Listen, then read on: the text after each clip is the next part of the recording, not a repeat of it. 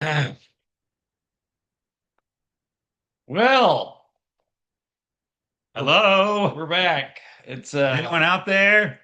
we're here. It's the Pastards. We're back after I don't know most of the year. Right? Yeah, no, this is I think the first one of the year, right? Awesome. Well, Happy It's New Year, folks. been It's 2025, and here we are once again. Bruce is back from his travels and excursions, and Exclusions. Yeah, the exclusions are done. I don't have any more exclusions until, well, I mean, I have a couple of this and that ones, but right, local no, stuff. you're right. But nothing big until going back to Patagonia in November with it looks like 9 people right now. So that'll be super fun. And you kind of needed a break from people there at some point. Yeah, see, after, let's see, we had 30 people in Greece and Turkey, and then we had the Wow, conference in Michigan, then we had the conference in Minneapolis, and then went to Iceland with a group. And I tried then to stay alive. tried to stay alive, and someone actually died on that trip. Not someone in my group, someone in a group behind us. There was a 60-year-old man that apparently died of a heart attack. As a guide, it just makes me physically ill. Yeah, no, Just that's your that would be your nightmare. worst Right. nightmare. You've tried to take out a few on some of your It trips, hasn't but worked. It hasn't worked. lightning almost got a couple people. I'm like, no, But carry your trekking poles up like this in a storm. That's the way to do it. That's the, and see that open field there? yep. That's where we need to No, be. we're going to stand in the cluster of trees Of the- protecting you. Or if you want to just stand by that lone tree, that's another safe place for you. No, it has been an interesting summer. And then last Wednesday, we did this uh, podcast. We lost a dear friend, yeah, 24-year-old young lady, that's still hard to killed in a car believe. accident, a single car accident on her way home. But Was we can just go tomorrow. Yeah. Yeah, we go tomorrow. So it's just been a long, hard, kind of sad week. And but it's joy and sorrow. And then we're celebrating KJ's birthday on Sunday, and getting Right. him the little motorized tractor John that Deere. he cannot seem to figure out how to make it go. He just likes to sit on stationary It'll tractors come right. And say tractor. and say tractor. Tractor. Well, he is two, and it Tractor. says three and up, so he's about a year off from really knowing what it is. Push the pedal, KJ. Well, he does great on his bike with his little feet. He's like the Flintstones. He runs Right. around on that, no problem. So yeah, I mean, just crazy. I feel like today is the day of some normalized summer activities. Oh, and I did get a mini split in the house, which you found out on Sunday. I got the second mini split That's in. true. So the house is super cool, which is super important to me because I like to keep it cold. And Marlene likes it cold at night, like when she sleeps. Oh, right. Joy likes freezer conditions overnight all year round. So she could put tons of quilts on and just, No, nope. no, She's a that's what furnace. that's what I'm doing. Okay, all right. I'm getting Ranger's up. quilting. We've got the mini split set on freezer, Yeah. that setting, which they don't advise you do that more than 24 hours, but overnight we do that. And no, she's got like a couple of thin layers on her that she's sometimes shedding through the night, and I'm huddled under 14 blankets with my little fan over here on the It side. reminds you of Grandma and Grandpa's It house. does. Sleeping under the blankets. We had a Right. fan right at our face. No, that was because they didn't have air conditioning or not really heat. I mean, they sort of had heat. Grandpa would start these little Those little gas, propane yeah. furnace thing. Furnace is, no, that just sounds hot. Right. It's a tiny cubicle of heat. So you could stand right Yeah. next to it and get some heat.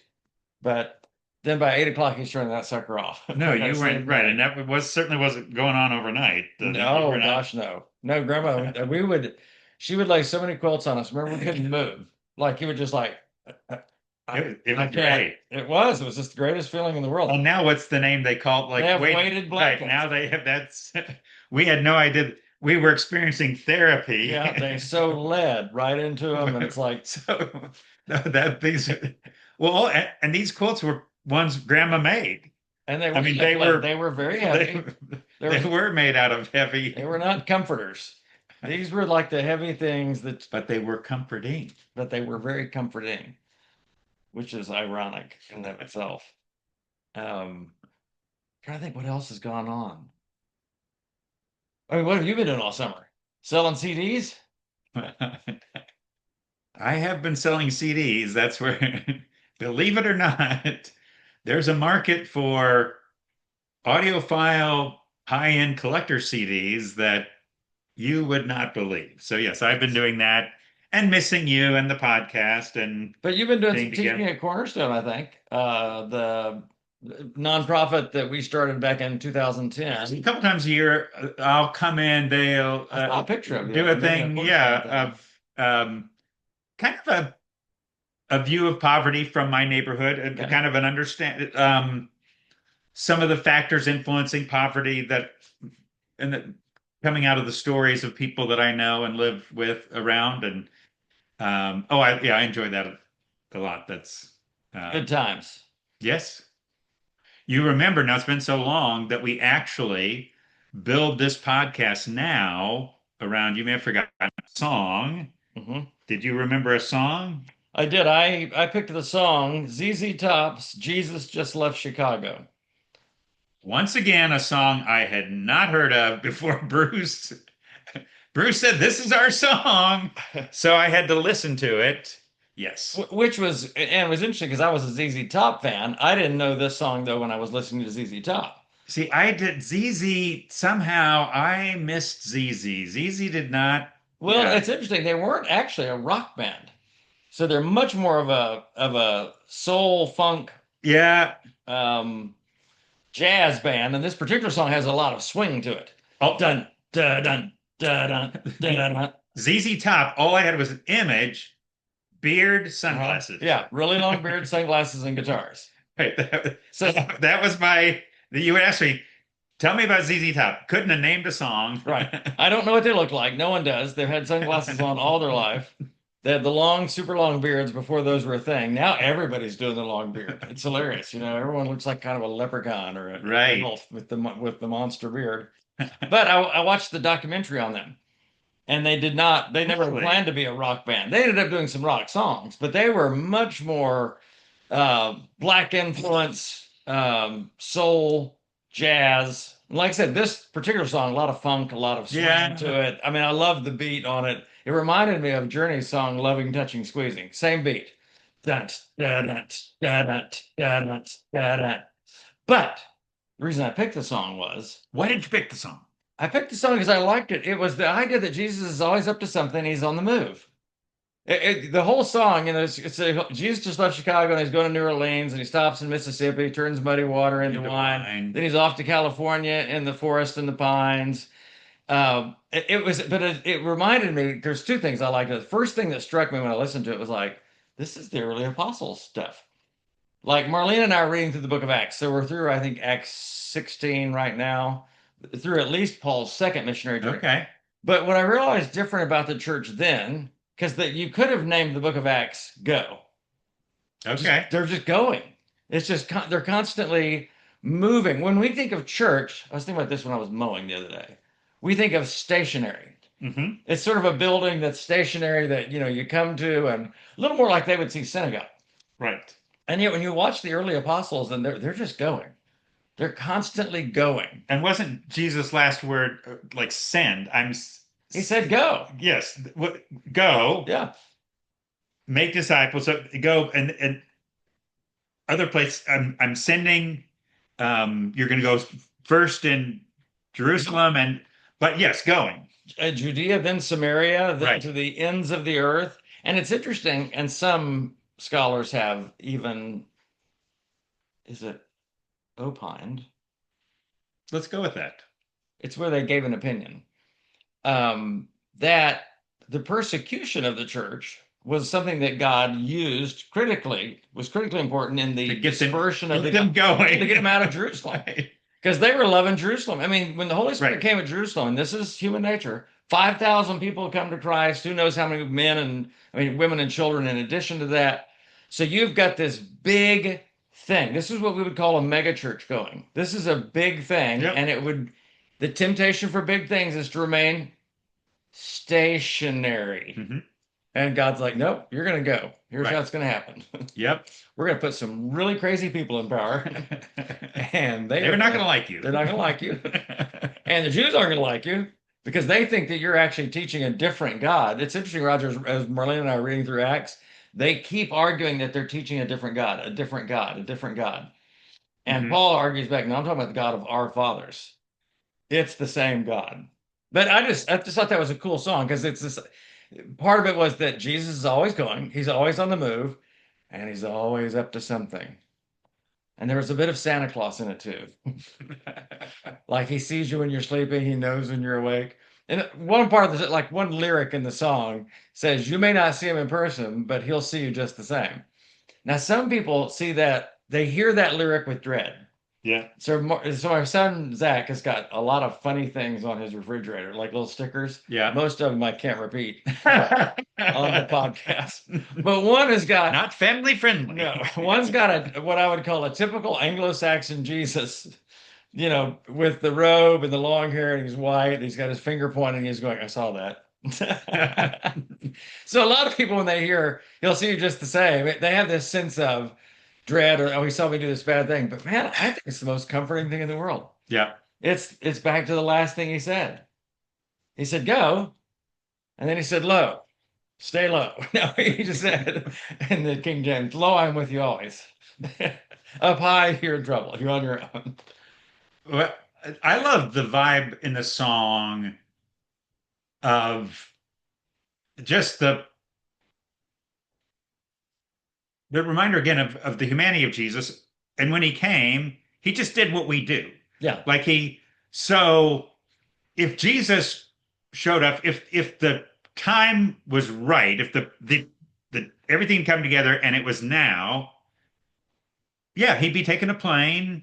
He'd be it reminds me of the classic song that I love, what if God was one of us, just a Slavic one of us, Waiting on the bus. just a stranger on the bus Yep. trying to make his way home. Again, but this is the both the scandal and the beauty of the incarnation of Jesus is, yeah, he came in our muddy water. He came to ride our buses and to feel our hunger and grieve at our funerals and ache and walk. And so any of these songs that some actually kind of feel like, oh my God, that's sort of it's making Jesus too human, and Not sure you you can think do you can that. do that. Yeah. Right. That's yeah. Oh, I think personally, we underemphasize the humanity of Jesus, and we also underemphasize the divinity of Jesus, the power of God. I I agree. was thinking about this I agree. when we think about God, because we have finite minds and God is infinite. It's like we can't possibly get our head around God. We just can't. But Jesus is the closest thing Mm. that we will see, feel, experience, get Mhm. here, because he is God. And I'm like, so that's why even the whole idea of what would Jesus do, it's not a bad idea. We don't always know exactly what Jesus do, Right. but the idea is right. Right. What if God was one of us? Well, he was. What would he be doing? What would he be around? He would be moving. I know that. It's an interesting because it talks about him moving all around. He's working and all of that. He's working all of it from one place to the other and all points in between. It's even like ZZ Top speaking to the omnipresence of God. And this is something that Roger and I talked about offline, not right before the podcast, because that would be wrong. But earlier, when I mentioned the song, Roger talked about just looking up how many what we would consider secular songs have the name Jesus in it, Yeah. have Jesus woven into it. And I immediately thought of, the Doobie Brothers, Doobies. Jesus Jesus just just all all right with right. me. You thought of I've seen fire and I was like, once you look down upon me, Jesus, Right. There's James. the free falling song, talks about the girl Yeah. that loves Loves Jesus and Jesus America and America too. too. Um, That's a whole problematic song. well, it's funny. She She loves loves some of those horses Jesus, horses, Elvis, and her boyfriend. and her boyfriend, who doesn't love her back, unfortunately, who kind of just No. um, No, the oh gosh, yeah, there's so The many. Rebel Jesus, which I didn't even know about until yesterday, Sunday, The Rebel by Jesus Jackson Brown. We'll by talk about that closer to Christmas. Such right. a good And he's song. got another song where he talks about um like Jesus in the sky. He talks about um these birds soaring like Jesus in the sky. He has that another phrase in one of his songs. Well, and Jesus not specifically mentioned, but personified in the song Bye Bye Miss American Pie. Right. And the three men I admire Right. most, the Father, Son, and Holy Ghost, they took the last train For the to coast. the coast. The day the music. And That's not our song today. The Sorry. Beatles have the um, Jesus loves you more than you will know. Fascinating that line in Yeah, Mrs. Robinson. yeah. That Jesus loves loves you you more more than than you you will know. know. Oh, Here oh. you think, just a fascinating from a group that one of the guys famously, I forget which one, said we're bigger than Jesus, but this line in here, this very true word, Jesus loves you more than you will know. And again, another song, but there's so many where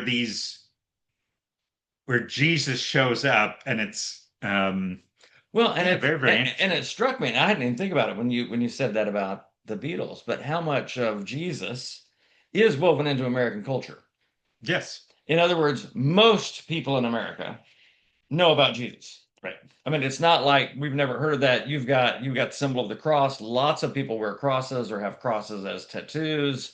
So this idea, the symbol of Jesus's death is everywhere in American culture. You'll see that on on all sorts of people. But I love what you when you were getting at.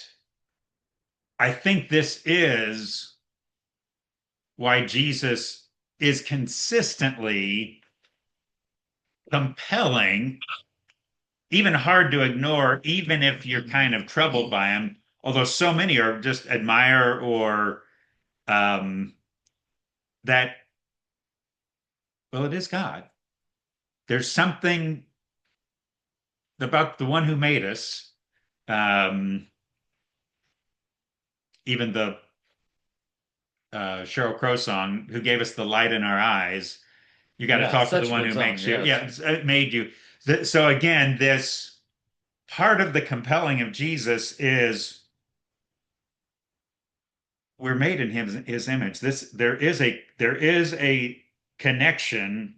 This is the one who made us. This is the one. Um, yeah, So, so the verse, the scripture that came to mind as I listened to the song, because it was this idea that Jesus is back to always ZZ's song. back to ZZ Top. He's always working. He's always going places. He's always on the move. But there was a time that Jesus was being criticized for doing God's work on the Sabbath, which is such a funny thing to me. It's just an odd thing to me. But there it was there, and he said, "My Father is at work to this day, and I too am working." And it dispels the whole notion that God created everything, like spun the world into motion, and then just stood back and just let it take its course. Right. He said, "My Father is at work to this day. He's constantly working, and I too am working." And it just reminded me, Jesus, the personification, the actual personhood of God in the flesh, was also working. He was always working. And it doesn't mean that Jesus didn't rest. There was certain times he would go away and rest and whatnot. But it's a beautiful reminder to me of, and I'll when we get to the last lyric, because that's the best lyric to me, of no matter how bad things are. I mean, like this has been an awful week. It's just been for our family, it's been an awful week. This Hmm. young lady lived on the farm with us and so young, such a sweetheart. She was actually going to be Hmm. moving into our rental property Yep. this week. So it's just all of those things woven together, and we all had dinner Sunday, and then you lose her suddenly, and there's no. I do think that like a funeral for a child that dies or a young person is different than a person like our parents, Hmm. 86, 89. Sure. Because I was reminded that this week was the anniversary of Dad's death. I only thought of that because Melody had posted something on Facebook. Yeah.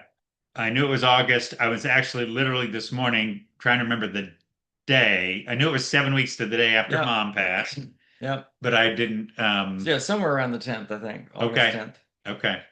But those funerals were much more celebrations of life, because it was this long life lived. And I don't know much what happened at the funeral yesterday, although I hope they did celebrate Ashlyn's life. She was the Zach did tell me, the pastor said she was a beacon of light. And I'm like, absolutely right. Hmm. She really was. But in all of that, coming back to my point, in the hardest spaces of our life, in these awful weeks, because it's just an awful week, God's at work.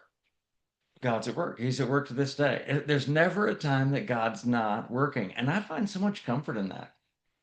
I can't see it. I may not see him in person. I might not even understand what he's up to, but he is at work and he's getting Yeah. stuff done and he's helping people and And he's present. he's that interesting word in this. He doesn't sleep. So while we're catching up, he's working on. Good work. Yeah, good point. So of course, worldwide, I mean, he's around, and then there's a Because whole it's awake universe. somewhere Right, around the world right, everywhere. right. So he's awake, and even this thought related to that, he's working ahead of time. Mm. So where we've even said he was in this week before we ever got to it. He um, experienced Ashlyn's passing before, and he was at work prior to that. And this is where I've seen so many, Mm. um, not to mention, and this is another, so I'm not going to go entirely different direction, but just a thought that God pressed on me this last week from Isaiah 53. Um, Jesus bore our griefs and carried our sorrows. And I had this thought, one of the things he's done in advance, one of the works that he has done is he's carrying our grief. And it hit me. We have never, none of us have ever felt the full weight of grief and loss. Oh, And none of us have ever survived without the reality that God working in advance, God already started carrying that. God, in eternity past, he's been carrying our griefs and our sorrows. He's been at work ahead of time and not just in the moment. Anyway, just something that is just thinking the comfort of that. The only way I've ever we look and say, I can tell someone, even someone who's pushing God away, even like I don't want to. Oh, he's graciously carrying that person. And even understandably, you look at some people going through sure. crisis or just kind of things where I'd say, I don't even know how you necessarily keep your faith. They've had Job-like kind of things where how do you even, um, and yet God is still carrying that burden with them in advance. Well, and I think one of the primary ways that he even bears that burden is through people. Oh, In certainly, yeah, Galatians, Paul argues this thing yeah, that all of us are carrying our own load, but then he says, bear one another's burdens. And there's more than one scripture that talks about right. that. And it's not the idea of work or labor, it's the idea of carrying the emotional weight, the burden, the struggle, the pain, the hardship, the loss. There's something powerful about we carry our own, but there's also some, and I believe that is Roger, maybe the primary way that Jesus bears those burdens with us. Mm, I'm going to give you Roger. Roger and Joy came over to our house Sunday just to be with us, just to and bring food because we've been making a lot of food and caring for kids and yeah. all that stuff. Because the arrangements were being made and stuff like that. And it was so good just to be with people. Just we because Marlena was like, "Oh yes, have them come. I just need to be with people." Why? Because she needed someone to carry that with her. Co-shoulder the load. Hmm. And we were both surprised even how tired we were at the end of that day. We were like, oh gosh, we are, because there's emotional tiredness that affects the way you even physically feel. Like I took a monster nap after that. I've taken a really like nap Monster. several times like in a day, I might even take multiple naps. It's just Okay. you're just tired. There's so much sorrow and difficult and just hard things to navigate but God carries these Yes. burdens with us through people. And I'm so glad we've had people many times in our life help us carry those burdens. And again, we're on this string here, and that's a beautiful thing. And so if I'm continuing that, I think one of the things then that is so important, we think about shouldering two pieces. So just the being with, like literally being in the Yeah. presence where someone doesn't feel alone. I'm literally with someone. But then the other piece is the listening. I realize that when we're listening, sometimes people are grieving or trouble. We're concerned with what we're supposed to say. Right. Forget about it. Right. Listen, because what people need is to unload part of the burden. What I always want to do, in fact, one of the things I love in any situation, someone's going through even good things, but any kind of what I just want to hear them because I realize one way you co-shoulder the load, carry the load, is let them unpack it. Let them talk about it. And even when they're talking, like I've talked to people, they're pissed at God. I mean, they are mad. But that's a burden. That's a weight. And if I'm listening, I'm shouldering that. And literally, you can almost sometimes just see them handing off part of the load.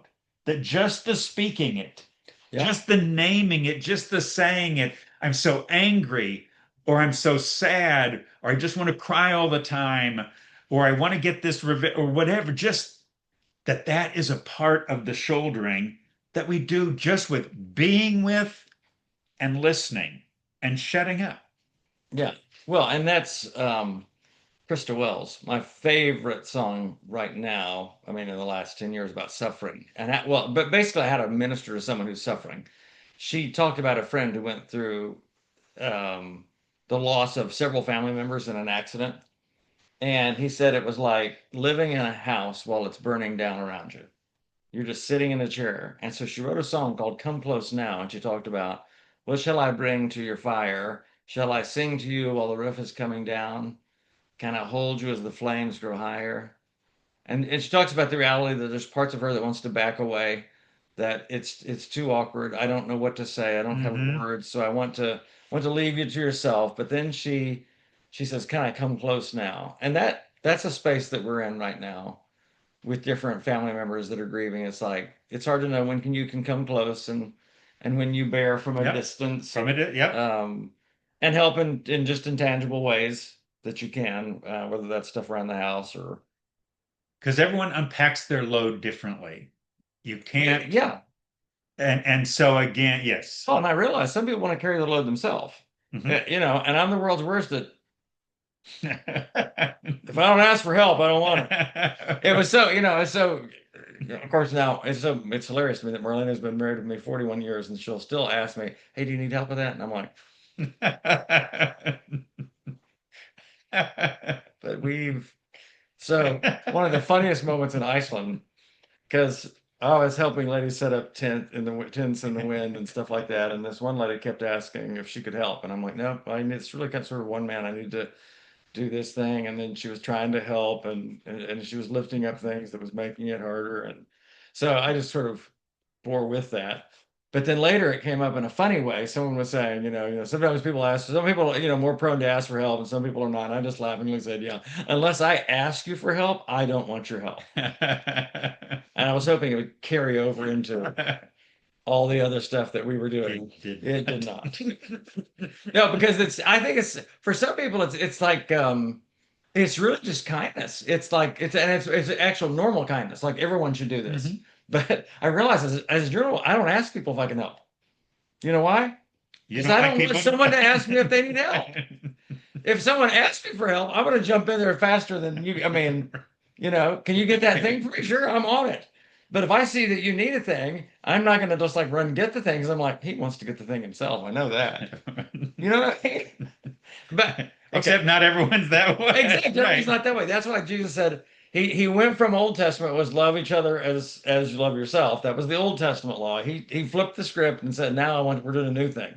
I want you to love each other as I have loved you, which is this very personal, intimate, patient, gracious, loving, because other people need to be loved different than I need to be loved. And if Right. like if I loved Marlena the way I love myself, it'd be a terrible Yeah, right, marriage. right. It just wouldn't work. So, but going back to the bearing burdens, everyone carries them differently, and some of us are more prone, myself included, to carry those alone. I do know with emotional burdens as a general rule, I know well enough I need to process out loud with people. Yep.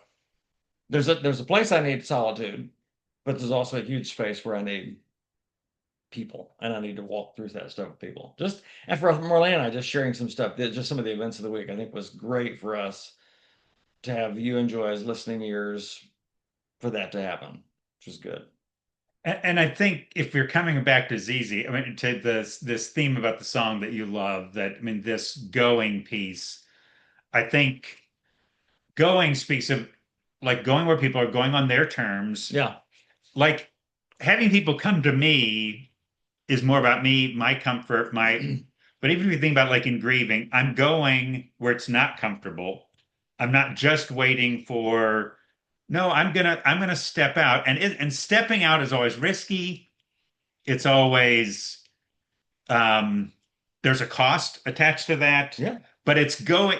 I realize the comfortable way, even for church, we think come, and Jesus had much more of a model of I'm going to come to you. I'm going to go to Samaria. I'm going to go to your home and have a meal. I'm going to. Well, He yeah. was going to the point even of this song. He was going all the time, And and all points in between. and that is our calling, really. It still is the Jesus just call. left Judea and he's bound for Jerusalem. He's going through Samaria and all points in between. I mean, that's exactly Right. what he was doing. I do need to, before we run out of too much time, I do want to talk about my favorite line, which is the last one. All right. So he talks about you may not see him, but he'll see you just the same. And I think that's very comforting. But then he says this, the last line of the song, you don't have to worry because taking care of business is his name. And it is his name. The name Jesus means rescuer, deliverer, salvation. I mean, it's like, it's Joshua. It's this, and it's something that really stuck with people. I want to share it with you guys on the podcast. But in the last two conferences that I was speaking at, one of the things I spoke about was everything because people said you can't write a book about everything. I'm like, well, I'm going to talk about everything. So I talk about the four That sounds like everythings. a dare to me. Exactly, it was a dare. But one of the dares, one of the everythings of Jesus that he taught, he said, unless you give up everything, you can't be my disciple. And for a lot of people, that again, that sounds ominous. Like I've got to give up everything. Like, oh, the sacrifice, the loss, the even when I think about people that take vows of poverty and other things, and again, I'm not trying to dismiss that. I'm saying it's possible that you could miss the point on this. But the idea of because he talks about one king surrendering to another king. It's in the context of that story. He said the kingdom of heaven is like two kings. One's the lesser king, one's the greater king. They're about to go to battle. The lesser king says, I don't think I can take him. So he sends a delegation ahead of time to ask for, listen to this, terms of peace. I just love that, terms of peace. And it's surrender. And so what I finished this talk with, and I didn't realize how good it was until people told me later how good it was. It's one of those moments. I said, because it kind of came to me in the moment. I Right. said, here's the beautiful thing about giving up everything. When you surrender everything to God, you don't have to worry about anything. You don't need to worry because taking care of business is his name. I love that lyric. Hmm. I was thinking on the drive in this morning, how many times, and we've all heard this, but Jesus says, don't worry, don't worry, don't be afraid, don't be worried, don't be afraid. Where's your faith? Don't worry, don't be afraid. Now, if we take those as moral ideals, we'll go, I probably should, blah, blah, blah. But if we take those as command, Jesus said, go into all the world, preach the gospel, teach them to obey everything I've commanded. Well, one of those commands was don't worry. Don't even worry about tomorrow. And guys, I'm just telling you, for me, it's one of the most freeing things in the world. I don't have to worry about tomorrow. It's even like you said, Jesus speaks in that moment to the space-time continuum. Mhm. He goes before, he knows what's going on afterwards. All we can do is know what's going on in the present. He said, so don't worry about it. He said, each day has its own trouble. He said, in one sense, he said the present's got its own trouble. So don't bring tomorrow's potential trouble. That's the other thing Right. about worry. Potential trouble into your present that you don't even know. Right. We don't even know if we'll be here Right. tomorrow. You don't know what's going to happen tomorrow, and I'm already in tomorrow. Two good reasons why. Like you don't even know what's going And to. today and tomorrow, he is taking care of business. Probably should do the Bachman Turner Overdrive song. Taking care of business Because that's what every day. he's doing it every day. He's always Every way he is.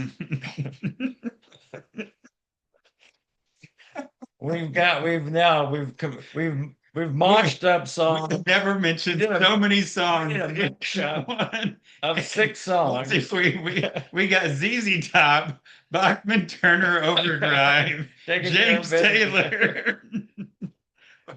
we Well, Roger, you know why? It's because we've missed so many Jackson podcasts. Brown. Right, that's it. We- We're you're just getting dumped we're on. doing 8 songs because we haven't met in 8 weeks. So you picked a song that's meaningful to you and Right. put it in the comments below. I think that's what we're supposed to say. And hit like and subscribe. We don't say that nearly enough. We don't. Can And people actually subscribe to this? they can subscribe Okay. to this, the Inglorious Pastords. Right. And for the 13th subscriber, something special is going to happen. I don't think we're getting that many. It's probably not going to happen. To get to the 13th, there has to be a 12th. We're not there yet. Oof. Well, so it's been a great week to be with you. I hope your week is lovely.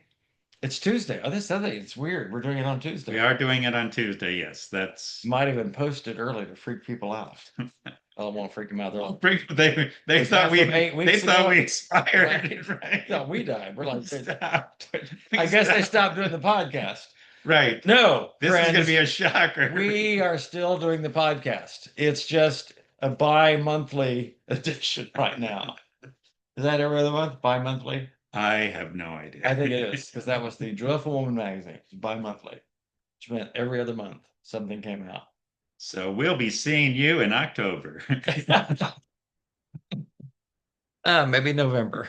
Not sure really, but it'll be great when we do.